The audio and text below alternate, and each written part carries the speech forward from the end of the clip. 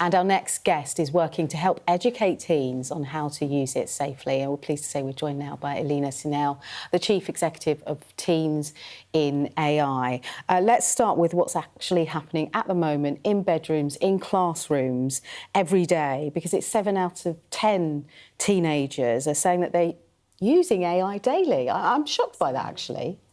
Yes, they are using this daily. They are forming relationships, friendships, bonds with AI systems without realizing that this is just a bunch of mathematical formula and algorithms that they're engaging with. But they trust them, they reveal their secrets, they share something that happens in their lives. They, and some of these sharings are very deep, personal.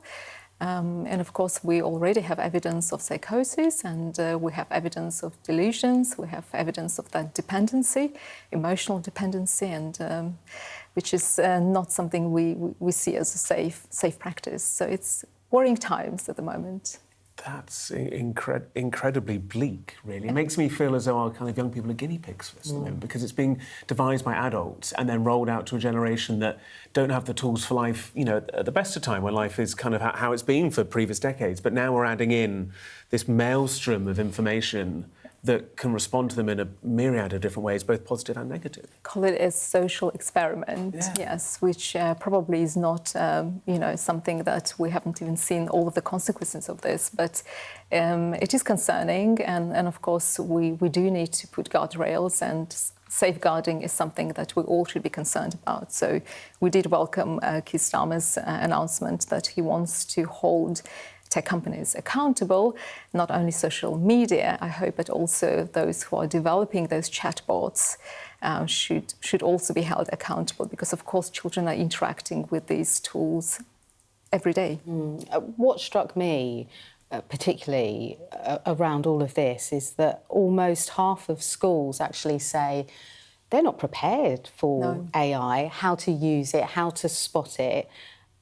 We can do everything we can at home, and I've got 2 kids, and we talk about AI and some of the dangers, but how it can work and benefit them too. I think that's important. But if teachers and caregivers aren't getting a grip on that, that's a worry, isn't it, Elena?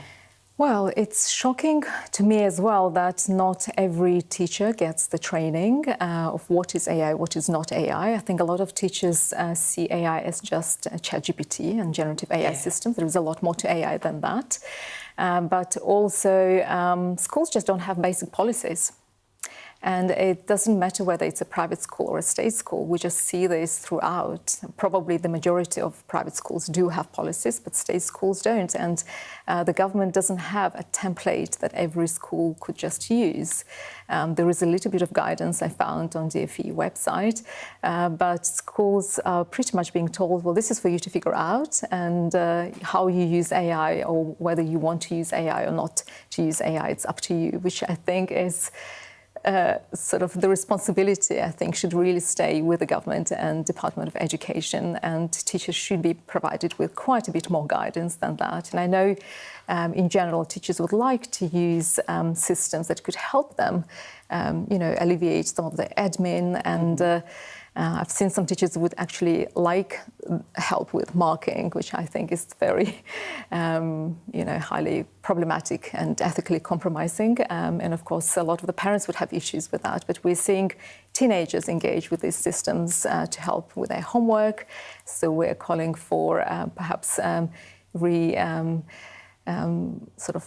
re-innovate the system of assessments, because what are we testing for, what are we assessing for? Because of course the education system has not caught up and hasn't changed in many, many years. So it's a bit of a wake-up call for the educators and schools out there. What systems can we use? Are they even safe? A lot of private schools assume that just because they invested into enterprise AI systems such as Microsoft Copilot and whatnot, that makes their data safe.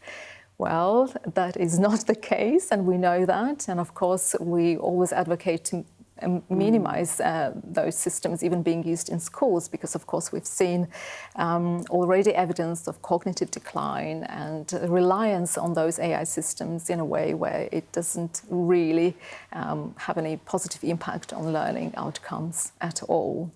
Okay, Yeah. oh gosh, it's stark, isn't it? Really good to talk. I think it's a really important conversation to be had. Thank you. Thank you so much.